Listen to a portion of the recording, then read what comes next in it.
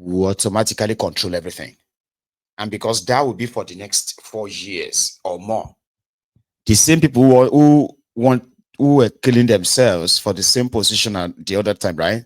They will begin to jump ship because they can't wait for 4 years. 4 years, okay? They'll begin to, it's called decamping. They'll be decamping. So you won't see much opposition again for the next 3 years.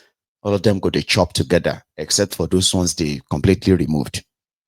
So once it is a year to election, they will begin to scuffle again. They begin to talk tough, threaten themselves, begin to make the country almost ungovernable. But you, obedient, came. They finished their charade election. They announced Ifnumbu. You made it so worse for him that he became an illegitimate president. That every day he has to remind himself and say, I'm the president. I'm the president. Whether you vote for me or you don't vote for me, today, I'm the president. I'm the president. He has to be reminding himself everywhere, everywhere he went, he's always like the president of the Federal Republic of Nigeria. Say, God damn it, man, somebody already introduced you. So that legitimacy battle, and you not even going away. They expected all of you to have kind of like moved on, forget the whole thing, Abi, until they pretend to have another charade again that you can turn up again and begin to, That's one of the reasons why they don't like you. Because you make it look like every day they have to campaign. Have you not seen it? When you see them on TV, it's like they're always like in the campaign mode. Always in the campaign mode where everywhere, instead of them to show what they are doing and why they are doing what they are doing, it is always about, what else can Peter Obi do? He cannot do anything different from what we are doing. In fact, say, in a campaign you don't get the job already. Just do the job. Because every day is a tough one for them. And thanks to you, the obedient. Just thought I should mention that. So the likes of Babangida, Aliyu, and the rest, behind the scene, they will be, in the front of camera, they'll be acting like they are opposition. All right? And they'll be like, I've known him, he's been my friend for 40 years. I have known him for 35 years. They are oppositions. So I can't say my mind about, I can't really say anything bad about him. I knew him for 45 years. Are you mad, Dini? They ask you are the opposition. People are supposed to actually see you as alternatives, but that's not how they run it in that contraption.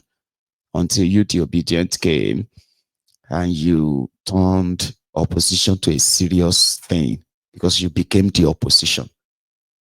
Have you not seen that there's not only the APC, Egbekegbe, that hate your guts? The SPV boys, PDP boys, they hate your guts.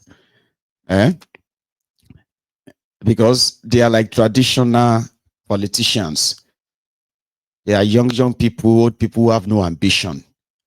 They are comfortable being given their crumb, that bread. They are not doing this PDP, APC for free. You are doing it for free. You are doing it like you want to get a good government.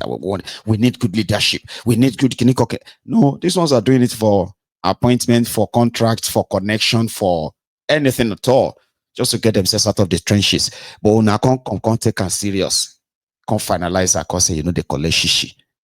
How can somebody say he wants to be president and go give us shishi? SPV boys, so the normal social, what do you call it? We call them the political jobbers too. So, and they do grow old. One of them is that guy who was a former governor, by the way. In reality, right, even those who were Ifnumbu's allies, whenever they have the what they call the closed door conversation, they tell themselves the truth. Here is the guy that said they intentionally weaponized the removal of subsidy by Goodluck Egbere Jolantan in 2012, that they intentionally amplified it, and here it is today. They not weaponized it. And then those who hit the streets, shut the country down for 12 days, now came to power, pretended to be socialists, right? And they removed the subsidy and said it's gone. And that's it, it's gone. Everybody should kind of, and they are praising themselves for doing it. Like, yes, we took the toughest decision. Nigeria is a real place, oh, Baba. Egbere Jolantan put together a committee. He called them subsidy reinvestment, subsidy reinvestment, something. I can't remember fully. So they said, hey, Egbere Jolantan was paying over 260 billion naira for subsidy on petrol every year. And that, it was like, that's too much. If we share this money, we can provide mass transit, But I don't be say they even they plan them more. They actually did though. Egbere Jonathan was sending mass transit, all those what do you call it? All those all those longer stretcher coaches, right? They sent to Ogun State. If you are probably working in an Moson, I don't know, maybe they have now, broken the whole thing to parts. About before they announced the removal of subsidy in 2012, I can't remember all the stuffs they make provision for, but it was like they were so ready and they said we're going to remove it on so time. So while they was planning to remove it, they were planning to mobilize for the country shutdown, for the shutdown of the country. Tifnumbu and his gang. So many of them received those mass transit, all those buses. They just locked them up somewhere because they were APC. In Ogun State then, it was ACN, Tifnumbu's party, Irokunle Amushi.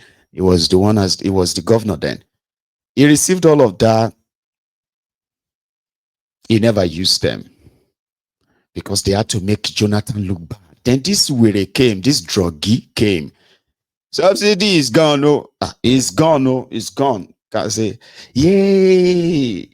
Threw the whole country into economic chaos.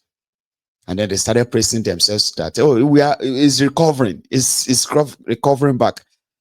Taking data left, right, and center, borrowing like a drunken sailor, like that, But there you have it. The guy himself is now saying, wherever Tifnumbu is rolling out, it's in Yoruba. I'll come and tell you again, okay? If I hear one.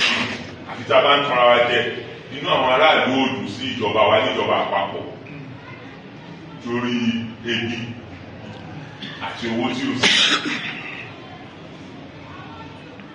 ṣe bá dẹ̀ wo gbogbo ọ̀nà náà pàápàá jùlọ àwọn ọ̀nà federal ẹni tó bá ń bọ̀ látẹ̀fọ̀ tó pèrè ó mọ̀ nǹkan tó jù àárín ẹni tó bá ń bọ̀ látòmù tó gba ìlàṣà wá sáyé dùn tó ń bọ̀ ní Ọ̀yẹ́ á mọ̀ nǹkan tó jù ẹ̀rí. nígbà tá a ṣe ọ̀nà tí bá ọ̀ṣẹ́ parí ẹ̀fẹ́ náà tó 18-20 billion tọ́nà ní ìjọba àpapọ̀ ní wọn rán wá iṣẹ́ wọn lè dá owó yẹn padà ṣé tí wọ́n bá dá padà ṣèbí gómìnà ìbá tó lọ ní ó dá ọkọ̀ tó fi ṣe ọ̀nà phase 2 eléyìí tí mo bẹ̀rẹ̀ tó dé ìgbé òkè òkú tó gbé láti bẹ̀rẹ̀ dé ara wọn kọ́ ọ̀. Nuisance leleyi. If I hear one. So that was him there trying to sort of like defend the Ibadan-based Ekiti governor. You know that Ekiti governor is Ibadan-based, just like many of these northern governors who don't actually live in their own states. Yeah, that Bao doesn't really live in Ekiti. He's their governor. He's going for second term. They drive through all those terrible roads, but they will go back to tell their people that APC is doing greatly, is doing well, everything is fine. People should endure. Well, you had to start telling them that things are tough about this issue of hunger, no money, and all that. So coupled with bad roads, that's saying, telling the APC members that APC has failed, but you need to still support us, share you get, so that we can fail more. If I want. Here is another one. Oh. The Speaker of Osun State. Isiaka Bikilunje, No, I think their governor is Isiaka. Osun State Speaker was caught on tape when he is allegedly threatening a local chief. I don't know if this person is talking about is actually a king. So they said that one came. He said that one came around his house to place curses on him. That he would make sure that by Monday morning, it will be picked up. First, they will remove his crown. Then after that, it will be picked up and locked up. A king, but Speaker of the State House of Assembly. What do you think? Hello. Hello. Ẹ káàsán o. Káàsán, Speaker ló ń sọ̀rọ̀ Ẹgbẹ́dùn ló ń Ah, sọ̀rọ̀. Honorable, ẹ káàsán sir. Ẹ káàsán, aláṣẹ Yes ńkọ́? sir. Sí lọ́dọ̀ mi bí kan lọ síbí kan. Ok, mo fẹ́ rán yín sí wọn ni. Ó Yes sir. dàbí ètò ti aláṣẹ. Ọlọ́run sọ pé yóò já jẹ̀yà. Ọlọ́run wá sọ pé ọ̀dọ̀ mi yóò ti jẹ̀yà. Ó ti oríṣiríṣi tí mo ti ń àbọ̀ ìdẹ̀. Ó ti wá ṣe dé píkì ń fún. Wọ́n àtáàkì mi. Aláṣẹ ń sọ̀sọ́kùsọ lẹ́nu. Ọlọ́pàá ó gbé mọ́tò. Pàtàkì wọn àtáàkì mi. Tó bá bí da ibi tó bá padà rẹ̀ sí. Tó bá wá sáṣì màá ní kàn náà rìn ni. Aláṣẹ tó sẹ́gbẹ̀ẹ́ lé mi lánàá. Ó ṣépè lé mi pẹ̀lú àwọn lọ́ọ̀yà àwọn èsì mi. Ẹ ní sùúrù, Honorable, ẹ ní sùúrù. Àní ẹ ní sùúrù, ẹ jọ̀ọ́ torí ẹ ní sùúrù sà, ẹ dúró. Ẹ ní sùúrù, Honorable. Ẹ ní sùúrù. Honorable. Honorable, ẹ jọ̀ọ́, ẹ dúró ẹ gbọ́ ti tèmi náà. Orí burúkú tọ́lọ̀ ni yóò ṣe. Ọlọ́run lọ́dọ̀ mi yóò ti ṣe. Ọlọ́run ò ní jẹ́. Honorable, ẹ ní sùúrù. Ẹ ní sùúrù. Ẹjọ́ tó ní gbogbo agbára tó ní ẹranko tó lórúkọ rere kankan. Honorable, ẹ dúró. Ọ̀pọ̀ làwọn tà náà sọ nítorí. Honorable, ẹ wò ẹ dúró. Ṣé rí. So that's the speaker right there, very upset, very angry at a local chief who, according to him, has been bad-mouthing him all over the place. The last time he came very close to his house to place a curse on him and all that. So he will ensure that they remove his crown and then he will order people to beat him. I don't think that's right. Director's Court. That is why I think I am going to respect Benue politicians a bit. Because when two honorables disagreed, they didn't hire people to beat themselves up or beat one another up. They actually slugged it out man to man. A House of Assembly member, local government chairman in Benue State. This.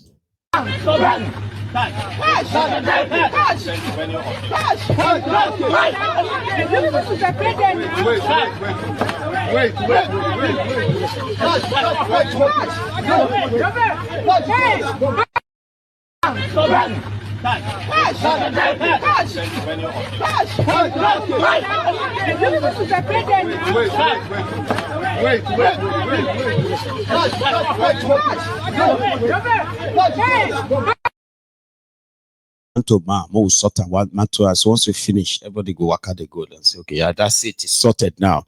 Next time when you see yourself, you can just be like, bro, how you doing? All right.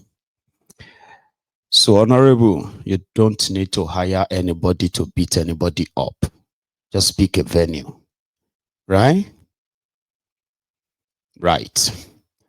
The 210 trillion naira allegedly missing money from the NNPC, in which they have not been able to actually account for. And the guy who raised the alarm is now giving them even more by saying, hey, we haven't forgotten, 211 trillion naira. Where is it? This committee, which never ever had at no point ever said 210 trillion was missing or stolen from NNPC. But what this committee said, and it still says, and shall continue to say, unless proven otherwise, is that NNPC should and must account for 210 trillion. And I will briefly say that, of course, 210 trillion is mind-boggling, and hearing the numbers, one may not easily comprehend. The 210 trillion put together is or are made up by the liabilities and the assets part of the account. The liabilities, as shown in the literature of the financial statement, is 103 trillion. While the asset side, the receivables, is 107. If you put them together, the two will give you 210 trillion. Under normal accounting, is assets minus liabilities. But in this case, the liability figure, or the figure of the liabilities, haven't been substantiated. This committee, which never ever had at no point ever said 210 trillion was nuisance lele. Anyway, they say you go explain tire as there will be no evidence. The money is gone. It is gone, man. Because if that was, for instance, if that was like a working country, that committee that discovered the discrepancies in their account would have followed the money even further. Do you understand? Like, it is not assumptions. It is not whatever it is. Traces of financial imbalance. I mean, what they call it for accounting terms. Discrepancies that would never make your account balance. So how do you audit an account and you have a shortfall of 210 trillion naira? That's massive. So there is no way you won't be able to say, okay, if the money was supposed to, was the money ever like existed in the first place? So if you established that, yeah, it is the proceed of certain sold stuff, and that money accumulated. So it was, okay, proceed. That means they sold something. They got the money. It's not a promissory note. They got the money. So if they got the money, where did they pay the money to? And when did the money disappear? Where was the money supposed to go to? And so it didn't go here. Once it got here, it just vamoosed. It just disappeared. Money don't just disappear. Not even a kobo can just disappear. No money just disappear. But we all know that it's gone, it's gone. It's just for our own entertainment. And it is sad that they have the population of people who have no idea what it means to have 210 trillion stolen from your system. Because if it is not in the account, it is stolen. You can't hide. You can't hide 210 trillion. It's gone, gone. And those who took it over the years, they are still in government all over the place. So it's unfortunate. In Jigawa State is considered as one of the poorest states in Nigeria. They said their state governor just invested 1.8 billion naira on vehicles for himself and his wife's convoys.